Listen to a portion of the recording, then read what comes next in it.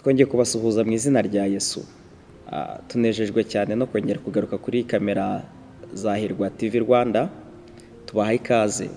Tugize gutya ngo turabashuhuje inshuti bavandimwe, turabizi ko mudukurikira muri benshi. Hanyuma rero uyu munsi ntibisanzwe, twicaye hano kuri Sport View Hotel. Turi kumwe n'umubyeyi hano, Egide, waramutse neza? Mwaramutse neza Theo. Turabashuhuje. Babikije mu izina rya Yesu. Hanyuma tujya ngo duhe ikaze abantu bose badukurikiye. Yego. Tubabwire ngo turabakunda. Amen. Yego. Hanyuma rero uyu munsi aha twicaye, iyi ni hoteli abantu benshi bajyaga baza bakaruhukira. Hari dufite jardin nziza, hari dufite swimming pool, dufite ahantu henshi hatandukanye umuntu yagera akabona ni ibintu byiza kandi heza. Tubahaye ikaze rero, naha twicaye kandi twabasezeranije ko tuzajya tubana namwe umunsi ku munsi, tuzajya tubagezaho ijambo ry'Imana, tubahe ubuhamya. Niyo mpamvu uyu munsi wa none ntibisanzwe. Yego. Ntibisanzwe, turi babiri. Murabona turi babiri, uraza kutwigisha ijambo ry'Imana. Theo, uyu munsi ndumva ari wowe dushaka gukurikirana inyigisho zawe, kuko abantu benshi bari bazitegereje kuri channel ya Hirwa TV Rwanda, ndetse no kumva ibihamya bwawe by'Imana yagukoreye. Twagiye tugumva abantu benshi bakambwira ati nyamuneka uzadutumira umugabo witwa Theo. Nubwo Theo ari umugeni muri iyi minsi, ariko uzamusabe aze aduha ubuhamya kuri Hirwa TV Rwanda. Rero Theo, turagushimiye rwose uyu munsi, ndumva ariwe tugutega amatwi. Murakoze. Wakoze cyane kumpa ikaze kuntumira. Ntekereza ko ni ubwa mbere tugiye kuganira kuri Hirwa TV Rwanda, kandi tunashimira abakunzi bacu. Turagira ngo tubasabe bajye badufasha banakore subscribe. Burya nabyo ni byiza. Burya umuntu yakwimye subscribe uziko ataguha n'ibirayi. Buriya abantu benshi, ubundi urukundo ni iki? Wenda ntabwo ari cyo turi buvugeho, ariko ubundi urukundo iyo umuntu aguhaye burya akantu gatoya nabyishiye abiguha. Rero twe dutangiye n'icano, mbibutse ko ari cano nshyashya itangiye, kandi dufite intumbero twebwe, ntabwo turi gukora kugira ngo tubone indonke. Mbibutse ko intego z'icano nkuko cyagiye wabitangiye ubivuga, mama wanjye kabizi ndagukundira, umubyeyi mwiza, watangiye uvugira abantu ko intumbero z'icano sinzi wazisubiramo kugira ngo n'abantu badukurikiye babanze bazimenye. Jyewe ndazizi kubera ko uri umubyeyi wanjye, nubwo ntari bwabo n'uburyo cyane ko wari uvuze ko ndi umugeni.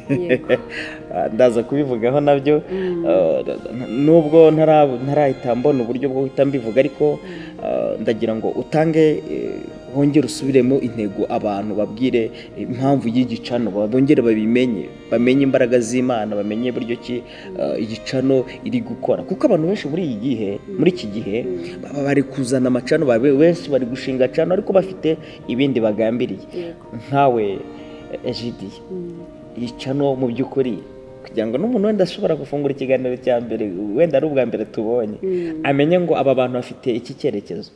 Ni byiza cyane, ndumva wabwira abantu badukurikiye. Murakoze cyane. Intego y'iyi cano ni ukugira ngo tubwire abantu ubutumwa bwiza, ni ukugira ngo abantu tubabwire ngo nimukomere, nimwihangane. Aho muri iyi minsi ya nyuma turi, abantu bacitse intege, abantu bari bananiwe kwihangana, ibibazo byari bisatiriye abantu ari byinshi, abantu bari bafite ibibazo byinshi cyane bitandukanye, ariko tuhagurukijwe no kugira ngo tuvuge imirimo y'Imana, dufate abantu Imana yagiye igirira neza, yagiye ikorera ibitangaza, kugira ngo nibura baze babwire abandi yuko hari ibyiringiro, hari Imana igikora, kugira ngo uwari unaniwe yongere kubona imbaraga. Mbese mu yandi magambo, uhagurukiye no kubwira abantu kugira ngo bongere bahuze imbaraga, bongere bamenye imbaraga z'Imana. Icya mbere ni ukumenya imbaraga z'Imana, ko Imana igishoboye. Icya kabiri numvisemo gikomeye, ni ukugira ngo tubwire abantu ikintu bita kwihangana, kubera ko turi mu bihe bigoye. Kwihangana binaniye abantu benshi, kandi tunabwira abantu yuko Imana itapfuye. Ejo bundi nabwiye abantu ndavuga ngo nubwo mubona twambara udupfukamunwa, Imana yo ntabwo yambara agapfukamunwa. Ntawayipfuka umunwa, kuko kera yari iri n'uyu munsi niko ikiri. Kandi mbibutse ko iyavugaga cya gihe n'uyu munsi iracyavuga. Nizo ntego zacu rero kuri Hirwa TV Rwanda. murakoze cyane mwebwe mukomeje kudukurikira, mukadukorera subscribe, mukanasharinga ndetse na comment zanyu z'ibyo tuzajya dukora ndetse dukora twanatangiye gukora. Dushimire n'abakomeje kudukurikira kugeza kuri umunsi wa none. Nabonye abantu ari benshi, muradukunda vraiment, tubanje kubashimira cyane. Buri muntu nakugirira neza, umuntu akakugabira cyangwa se umuntu akagira icyo aguha cyumushimira. Abantu benshi babuze umuco wo gushima burya. Ubundi uri Abanyarwanda ndabakunda cyane, bazi icyo bita gushimira, bagira umuco wo gushima, kabona n'ubwo wamuhaye akantu gatoya aragushimira. Natwe rero tubaye tubashimiye. Umwe we yaravuze ngo merci d'avance. Merci d'avance. Donc hari ikintu yagusezeranije atarakaguha, mu gihe rero atarakiguha ubu ubaye umushimiye. Urumva natwe mu gihe rero tugitegereje ko mugiye kudukurikira muri benshi, mugiye gukomeza gusakaza irivuga butumwa rica hano kuri Hirwa TV Rwanda, mukaba mwakora share, mukabwira abantu, mukagaragaza ubutumwa bwiza ku isi yose biciye muri iyi channel. Tubaye tubashimiye, murakoze cyane. Undi ko njya gushinga ni channel, njya kubwira abantu ngo nibihangane, nanjye ubwanjye nihereho kuko nari nzi imirimo y'Imana ikora, ko nari maze imyaka 15 naburabuze urubyaro, nta mwana mfite, ariko ndangije nanjye nshikama ku Mana, Imana irabikora. Ndavuga rero reka mpaguruke, hagurukane na bagenzi banjye, tureko ko twavuga imirimo y'Imana n'abandi bongere bakomere mu rugendo. Teba murakoze. Murakoze cyane mama, uri mu bantu bihanganye. Hanyuma rero turajya ngo tutangire ikiganiro, tubwire abantu imbaraga z'Imana nk'uko natangiye mbabwira ko tubahaye ikaze mwese. Ndagira ngo nanababwira ngo mbahaye ikaze muri iki kiganiro tugiye kugirana n'uyu mubyeyi. Jewe mukurikiye mureba kuri kamera za Hirwa TV Rwanda, nitwa Niyonzima Toneste, ndi umupapa cyangwa se ndi umubyeyi w'umwana umwe n'abandi bazavuka ejo hazaza. Nkaba umugabo w'umudamu umwe, mfite umugore. Imana impaye vuba kubwo kwihangana. Ejo hari abantu nandi kwigisha ndababwira ngo hari ingorano z'abantu bihanganye. Iyo umuntu yihanganye agarindira Imana imukorera igitangaza kandi gitangaza abantu, kabona n'ubwo waba ubona ubwawe nawe usa nkaho uri igitangaza. Undi umugabo umwe yita Dawidi yigeze yakwandika ijambo rimwe muri Zaburi imwe, aravuga ngo ndi ishyano, yiyita ishyano ritangaza benshi. Aravuga ngo genda ishyano ritangaza benshi.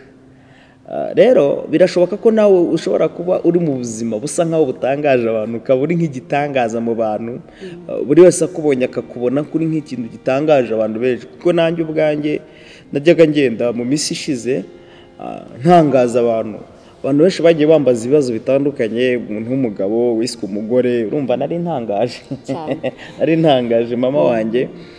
Urumva kwitwa umugore kandi uri umugabo, nabyo ni ikindi gitangaza cyatangazaga abantu.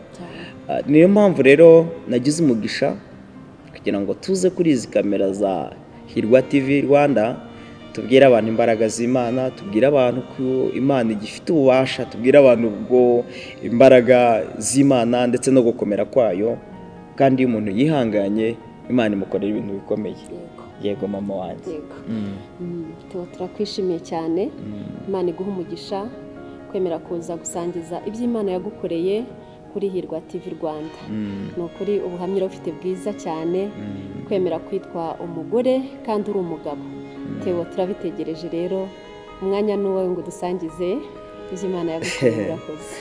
Abantu benshi bagiye bambaza ibibazo bitandukanye. N'ubu nawe utarabanza gusobanukirwa ushobora kwibaza, uyu mugabo witwa umugore cyose bibaho? Umugabo yiswe umugore kandi tuzi ko umugabo ari umugore, ari umugabo nyine n'umugore akaba umugore. So byabayeho, ngiye niswe umugore ku mpamvu ngiye kubabwira. Jewe nkuko nababwiye ko nitwa Toneste, mvuka mu karere ka Gisagara mu ntara y'Amajyepfo, naho tukomoka niho tuvuka. Hanyuma mu gihe nari maze kugira imyaka igeze muri 7 nibwo twahunze tujya i Burundi. Ubwo jenoside yari ibaye muri 1994, turahunga.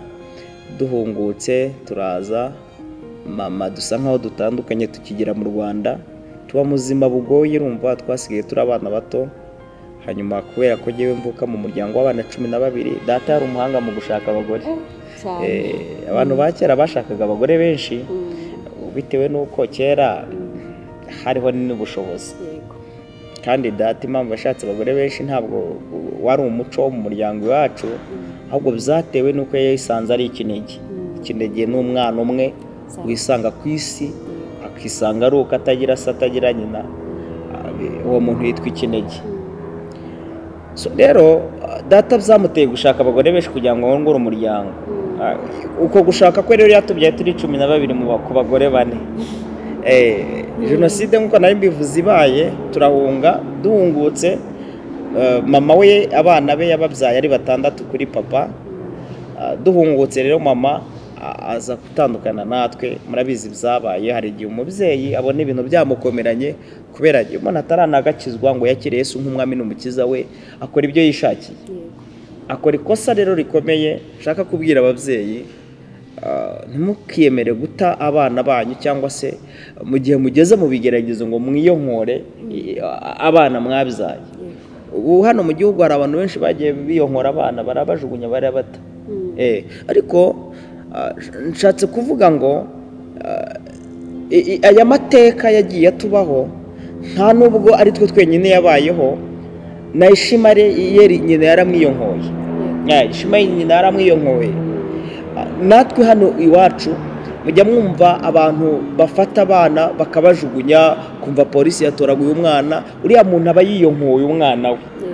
Rero mama natwe tugihunguka, kubera ubuzima abonaga busa nkaho bugoranye, asa nkaho adutaye, adusiga turi bato, ariko bataye gito, twiga kwirera, turirera. Nza kwirera rero mba no mu buzima bugoranye, bwaje no kuntura mu muhanda, hano muri Kigali. Naje kuba muri Kigali mvuye iwacu Butare, ndaza icyo gihe sinzabyibagirwa. Naraje ngeze Nyabugogo, nibwo bwa mbere nari mbonye amatara. Nari ngize ngo ngeze mu ijuru, numvaga ubundi ijuru numvaga ijuru nkagira ngo wenda nayo matara mbonye, nari nzi ko ngeze mu ijuru. Hanyuma kubera ko nta muntu nari nsanze, nta data nta mama, naraye muri ruhurura. Ingangi yanjye ari Kinyoni, nkajya ndarahara za Kinyoni, nkazamuka bwacya nkajya guhiga muri Nyabugogo. Hakiri isoko rya Kiruhura muri 2004 no ninje muri mujyi wa Kigali jewe. Ndaza tugezeho, nibwo naje guhura n'ikigeragezo gikomeye. Polisi iradufata. Icyo gihe nari nibye pavuro.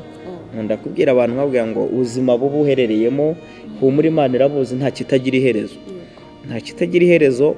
Ngira cyane twabigira iherezo TV. Ndakubwira abantu ngo byose bizagira iherezo. Nubwo ubona umunsi wa none mu buzima bubi, nta kitagira iherezo. Hanyuma icyo gihe rero Theo, nibwo naje guhura n'ubuzima bugoye. Baradufata kubera nari maze kwiba, batujyana mu bigo by'ingororamuco. Ndabyibuka banjyanye hari kuwa 6, batujyana mu kigo cyitwa Les Enfants de Dieu giherereye 15. Iki kigo niho nahaherewe umuco. Dushimire na polisi yacu, dushimire ubuyobozi bw'igihugu. Bari maso kandi babifuza iteka ryose gukorera ibintu byiza umuturage. Nshobora kuba narababaye icyo gihe kubera ko urumva ukuntu badufashe bakanadufunga. Urumva ushobora gufungwa ukagira ngo hari gufungwa kwawe hari ubwo umuyobozi ugufunze ari ubugoma agize. Oya, ababikoze kugira ngo akugorore cyangwa se aguhanire icyaha wakoze. Icyo gihe rero byambereye gufungwa kwanjye byabaye umugisha. Byabaye umugisha kuko baje, ntabwo nahatinze kubera ko babonye ari kwiba pavuro, ntakoze amakosa yandi, ahubwo nagize umugisha wa ma transfer ingera banjyana mu kigo cyitwa Les Enfants de Dieu giherereye 15. Ngezeyo icyo kigo nakibayemo igihe kirekire, nakibayemo imyaka 8. Rumva nkibamo, niho nize primaire, ndayirangiza njya no kwiga segonderi. Imana iramfasha ndanatsinda mu muhanga. Bya bintu byitwa kore byaratwara birenze, ibyo bita iminesi, imisigi, ibyo bintu byose nabibayemo. Ariko Yesu ni mwiza. Bano mukurikiye Hirwa TV, Rwanda ndagira mbabwire ngo nta hantu habaho Imana itakora umuntu. Vrema mama wanjye uyu munsi wa none vrema urasa neza, ariko kuko umeze gutya usa neza nta muntu ushobora kwiyumvisha ko wahuye n'ikigeragezo cyo kubura urubyaro imyaka 15. Nta muntu ushobora kubyiyumvisha, ariko umuririmbyi umwe yararimbye aravuga ngo Imana ijya yemera ko bitugeraho. Ahubwo Theo nawe ukiri aho ngaho nta muntu wakemera yuko wabaye mu muhanda, yuko wibye pavuro, yuko wanyweye n'ibiyobyabwenge, ariko Yesu yarakoze yagize neza. Jye nabiciyemo amateka yari yanditse arazwi, twari twarananiye Imana na polisi, ariko Yesu aradufata. Twe twarananiye abantu pe, ariko Imana buriya umugambi w'Imana mperutse kubwira abantu ndababwira ngo umugambi w'Imana ntuyoba. Icya mbere indege ishobora kugera mu kirere ikayoba icyerekezo direction irimo, ikaba yakora an accident, igakora crash, ikagwa. Inyoni ubwayo kwa kundi igenda nayo ishobora kuyoba igakubita ku giti igapfa. Ndetse natwe ubwacu hari igihe umuntu agenda kubera akanayoba inzira, ariko umugambi w'Imana ntugiyoba. Uko byagenda kose umugambi w'Imana uragukurikirana. Bano mudukurikiye reka mbabwire ngo umugambi w'Imana ntuyoba, ntabwo uyoba. Ubuzima ubayemo none mubwire ngo humura, umugambi w'Imana ntuzayoba ku buzima bwawe. Imana izagukurikirana kugeza umugambi w'Imana usohoye. Imana iduhana umugisha rero. Nari ndi kubabwira buryo ki nabaye muri icyo kigo nkivamo 2013, hanyuma bansubiza i Butare, bankora integration, nsubira i Butare. Mbibutse ko i Butare mama ntiyari bwagaruke, kandi nta n'umuntu nasangaga. Bene wacu bose bari baratatanye, barumuna banjye, bakuru banjye, twaratatanye, twarabaye nk'inzererezi. Inyuma gato iyo myaka 8 wayimaze muri icyo kigo, nta muntu ugusura, nta kubona uruhushya ngo ujye iwanyu, nta kiwiberamo aho ngaho. Nabagaho byo gusura se ko bene wacu bari i Butare, abandi baratatanye, baragiye gushaka ubuzima, baragiye ku gahigo, buri wese yaratabanyutse. Ndaza kwirinda kuvuga gukoresha imvugo zo ku mubumbe iwacu uriya ku mubumbe. Ubundi twebwe niho twakoreraga, iyo twabonaga leta ije twavuga ngo abazungu baraje, tugahita dutabanyuka tugacaho tugakata, kubera ko hariya hantu umuntu aba afite imvugo zitandukanye. Ariko ntabwo ndi buze kuzizana cyane ko atari cyo kitwicaje aha, ahubwo kitwicaje aha no kubabwira ko Imana ikura ahantu hakomeye. Imana ikura ahantu hakomeye, ikura ahantu habi, Imana ikura mu buzima bugoranye, hanyuma ikakwicazanya n'ibikomangoma cyane rwose. Ubu Yesu yatangirira neza, ntabwo tuba twicaranya, ariko Yesu yakoze imirimo ni yamamare, kandi Yesu nahabwa icyubahiro. Amen. Theo rero nza kuva muri icyo kigo 2013, ngeze i Butare mbona ubuzima nanone buragoye. Umwana wabaye siti rero wakase Nyamiryose, gakata mu Biryogo, gakata ariya za Kiruhura, ahantu hatandukanye. Ntabwo nagombaga gukomeza mu mujyi, cyane ko nari maze no kwiga. Nahise nigarukira mu mujyi, ntangira ubuzima bwo gushakisha, ntangira gukora ikiyede, ariko nkanasenga cyane. Ntangira ibintu byo kujya nigira mu byumba gusenga, ntangira gukunda gusenga, nkakora ibintu byose, ariko bwa buzima bwanjye cyane nkabaza mu bintu byo gusenga Imana, nkamenya ko Imana ishobora byose. Mbibutse ko bantu mukurikiye, nimba mushaka guhirwa, hari ijambo riri muri Yakobo, urwandiko rwa Yakobo ibice 5 umurongo wa 7. Yaravuze ngo nuko rero bene data mwihangane mugeze aho Umwami Yesu azazira. Yaravuze ngo dore umuhinzi ategereza imyaka y'ubutaka, irindira yihanganye, ategereza kandi yihanganye, ngo nuko namwe mwihangane kuko kuza k'Umwami Yesu kubegereye. Arangije agera ku ijambo rivuze ngo kandi mwibuke ko abihanganye tubita abanyehirwe. Umuntu w'umunyehirwe kuri iyi cano mudukurikiye ni umuntu ufite ikintu cyitwa kwihangana muri we. Umuntu uzahirwa mu minsi izaza, umuntu uzabaho neza, umuntu uzarya akabaho neza, umuntu uzambara neza, umuntu azaba mu nzu nziza. Ibi ni ubuhanuzi mpanuye bukomeye. Wowe uzabaho neza ni wowe ufite impano yitwa kwihangana. Mpamvu aya magambo Yakobo yayavuze, yarazi neza ko abantu mu bisi izaza kwihangana kuzaba guke. Ese ku rwandiko yanditse nyine, bundi Yakobo yanditse urwo rwandiko igice cya mbere 12, yaravuze ngo hahirirwa noneho umuntu wihanganira ibimugerageza, kuko ngo namara kwemerwa azambikwa ikamba ry'ubugingo ngo iry'Imana asezeranije abayikora. bivuze iki? Ibyo bisobanuye iki? Bivuze ko umuntu wihanganira ibintu byose biza bikamwirundaho, agahura n'ikigeragezo cyo kubura urubyaro akihangana, akaba mu buzima bwa mayibobo akihangana, akapfusha akihangana, agahura n'intambara zikomeye, emwe n'umugabo akaguta ukihangana, umugore akakurwarana, abana bakakurwarana, ukabura minerivare kandi ufite abantu mubana b'abakire bakomeye, nta wakuha amazi, nta wakureba neza, ukabasha kwihangana.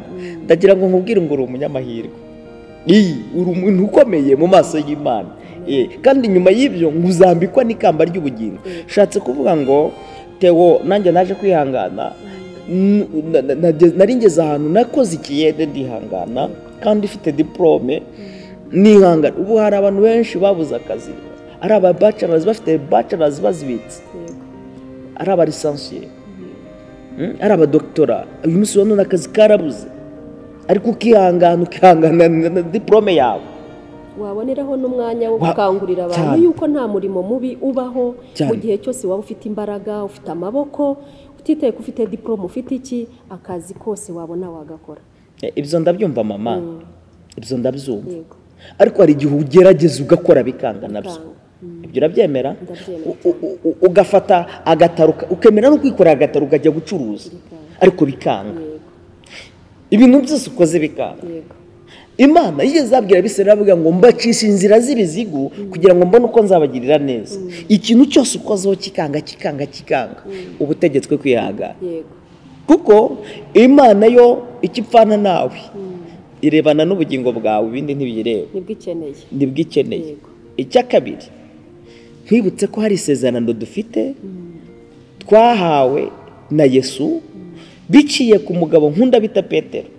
Petero ngo ari kugendana na Yesu, ariko ndumva ntangiye gufashwa mama. Amina. Petero ngo ari kumwe n'abigishwa na Yesu, bari kumwe. Yesu amaze kubahamagara ngo arababwira ngo nimunkurikire, Yesu abatesha inshundura zabo. Unyumve neza, hari igihe Yesu agutesha urucundura, diplome akayigutesha cyane rwose, akaza kakagutesha, akagutesha ibyo wari uri gukora, akakubwira ngo nta kindi, please follow me, nkurikira. Uko kunkurikira rimwe na rimwe hari igihe utekereza ko watese umuntu ambwiye umukurikire, nkomeze nkore umurimo we, nkusenge mukurikire, nze nanjye njye kuri cano mbwirize nkore umurimo w'Imana, mfite diplome, mfite undi umudogiteri, ntakakwiye kugenda nkashakisha nka depoza nkaba nk'umusazi wenda nkashakisha, ubazaduhemba iki kweli? Petero rero nawe ngo aramubaza ko Yesu tubwiye ngo tumukurikire azaduhemba iki? Abantu benshi baheze mu rungabangabo, ntabwo bareba ingororano z'ejo hazaza. Bazi ko gukorera Imana ari iby'abantu babaswa, bazi ko kuvuga Imana neza ari ibintu by'abantu babatize baraho. Mama, twe twarize, uretse no kwiga amashuri ya leta, twarize n'ay'Imana, twarayize. Imana aratwigishije. Ndaje mbabwira ishuri nize rikomeye kurenza iryo mu muhanda, kurenza iryo gupfa imfubyi, kurenza iryo uko mama yatutaye, kurenza iry'ubukene. Ndaje mbabwira ishuri nize, ariko kubera kwihangana, Imana ishimwe. Ndatekereza tuza gusoza ikiganiro hari izindi mbaraga wakiriye. Imana ishimwe, ndabizi neza. Kandi mama, reka nkubwire, mu nshuti ijana ugira nihavamo imwe ikakwanga, uzaba usigaranye 99 iri imwe ntuzayiteho, ntuzababazwa n'inshuti imwe. Bishatse kuvuga iki?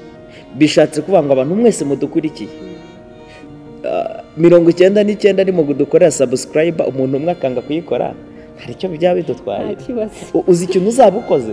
Uriya muntu nagukorera subscribe azaba aguteye inkunga. Yego cyane rwose. Abantu 99 nibagutera inkunga bakora subscribe. Yego. Kugira ngo ibyo uri kuvuga babikurikire, ikiganiro cyose ushyizeho bagikurikira. 90 umuntu umwe nakireba bakanga kuyikora, ntacyo bizabitwaye. Ntacyo bizabitwaye. Abandi bayikoze. Ntabwo turi kuforsa abantu ngo bayikore, cyane ko buriya sabusi wundi twari mega zingahe ntazo, kandi ukoze umurimo w'Imana. Rero Theo, nahuye n'icyo kigeragezo gikomeye kimeze gutyo, nkurikiyede ariko hari aho narindi kuvuga ko Imana ijya yemera bikakugeraho byose bikakwirundaho, ariko nubwo bikugeraho Imana iba yaraguhamagaye. Kuko Petero, nk'uko narindi kubabwira inkuru za Petero uyu nguyu abwira Yesu ngo uzaduhemba iki? Ntabwo yumvaga ko Yesu azamuhemba, ntabwo yumvaga ari ikigoryi ibyo agiye gukurikira Yesu atari bumuhe ifaranga ry'uwo munsi, akumva abana ntibari bubone icyo kurya. Yesu aramubwira ati mva nkubwire Petero, ntabwo icyo ushaka ari ibindi, ndashaka kunkurikira byonyine. Nubwo utizera ibyo naguha aka kanya cyangwa n'ejo ntubibone ko nzaguhemba, ariko ngiranye isezerano nawe. Iri sezerano niryo shatse kuvuga. Bantu mu dukurikiye dufite isezerano ry'Imana rikomeye cyane, isezerano ry'Imana rikomeye rivuze ngo mukiri mu isi nimwihangane mukorera Imana, mukiri mu isi mwihangane musura abarwayi, mukiri mu isi nimwihangane mushura imfubyi n'abapfakazi, mukiri mu isi nimwihangane musengera abantu, mukiri mu isi nimufate igihe musengera igihugu, mukiri mu isi nimwihangane mukundane. Kubera ko ibyo byose nimubikora mukankurikira, jewe ndabizi neza ko ntambura, simpemuka, ndi Yesu. Nzabakubira inshuro 100 nkurikije uko mwankoreye. Uranyumva? Yesu aravuga ngo jewe nzabakubira inshuro 100. Si nibyo gusa, hejuru uko mwankoreye nkabakubira inshuro 100 nzabaha n'ubugingo. Ayo ni amasezerano 2 twahawe na Yesu, ariko biciye mu mugabo bita Petero, kuko nawe yari umunyabwenge yibaza, kandi nawe wabyibaza. Imana kukubwira ngo nkurikira byonyine gusa nta nyungu yindi. Mbivuze nkurikije ko nanjye urumva icyo gihe nafite diplome, nkajya gushakisha nshaka ikiyede kugira ngo ndebe ukuntu nabaho, ariko Imana ikambwira ngo ndagushaka mu murimo. Nkibaza buryo ki Imana ishaka mu murimo, nkabase Imana nzabaho gute? Ibyo byo wibaza ni Imana niguhamagara jya uyitaba. Ubu twebwe twitabye Imana twitabye Imana mama jya nitabye Imana, narayitabye kandi neza wese.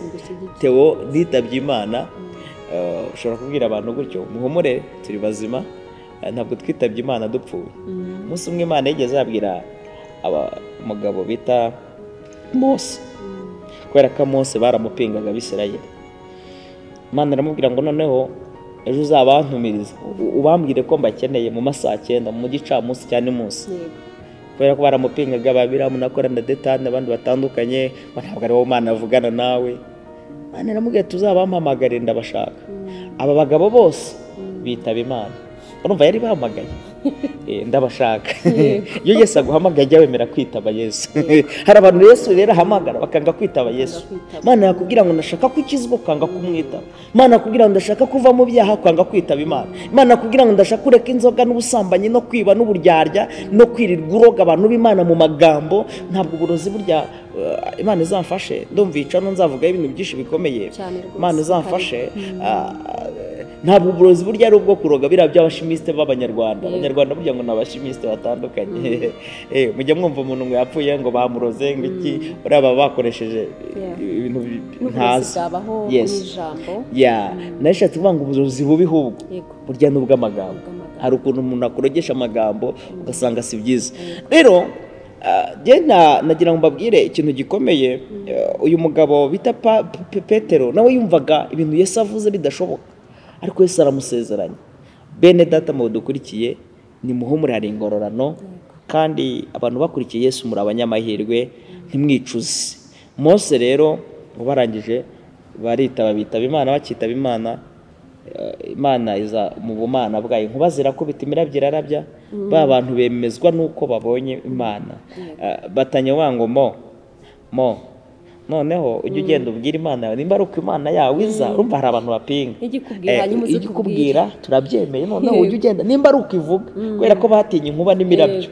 Ubundi Imana izajya ibemeza. Ujye ugenda uvugane nayo uzutubwire. Mu yandi magambo dushima Imana ko twayitabye. Nawe nkwifurije kwitaba Imana. Niguhamagara uzayitabe. Hari abantu bajya batebya ubwo ngo ngiye impamagaye ngo ntabwo nayitaba, ngo nayibwira ngo aya mu busy. No, hari impamvu. Kwitaba Imana ntabwo ari ugupfa. Kwitaba Imana no kwemera umuhamagaro. Hari icyo Imana uri gushakamo, hari umurimo ibishaka kuyikorera. Theo rero nkuko nabibabwiye 2013 nibwo nagarutse muri Kigali bari bankoreye integration nza muri ubwo buzima mba mayibobo, ariko Imana iza guhindura amateka 2014 nibwo naje kubona akazi nkora mu kigo cy'Abayapani cyaproduzaga makadami hariya kiri hariya Ikabuga. Ndakora mbona udufaranga, nza kumva ubuhamya bw'umukobwa witwaga Dusenge Makere kuri radio yitwa Inkoramutima. Nyuma umukobwa turakundana, ariko yabanaga n'ubumuga bwo kutagenda, ndamukunda ntitaye kubera ko Imana nari nayitabye. Iyo witabye Imana neza nturebera ngo uyu muntu ni mugufi uyu ni muremure, ntabwo ureba ngo uyu ni inzobe afite akazi n'ibiki byose, ahubwo wemera umuhamagaro kandi ukemera kuyoborwa n'Imana.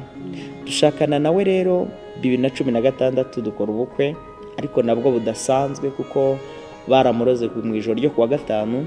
Madamu araturongera turamubura.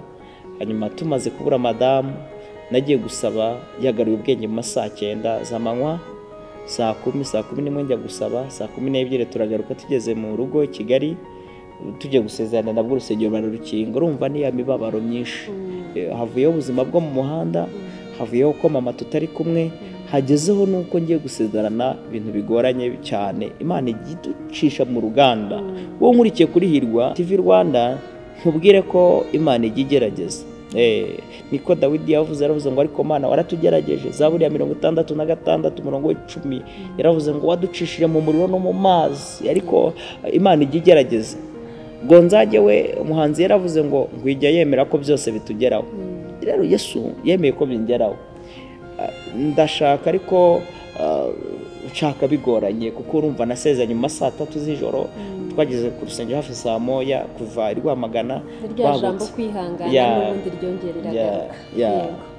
Twageze ku rusengero dusanga urusengero barukinze, ariko Imana kwera ko wa mugambi nababwiye utayoba, Imana yemera ko Theo habaho inama y'abapasteri, bateranye inama ndasezerana. Ese Theo tukiri aho ngaho, mu by'ukuri kuki ni izihe mbaraga wabonye umukobwa maze kugira ibyo bibazo umunsi w'ubukwe, ukabona amasaha arimo aragenda, ni izihe mbaraga wahagazemo zatumye uvuga uti uko bimeze kose ubukwe burabato?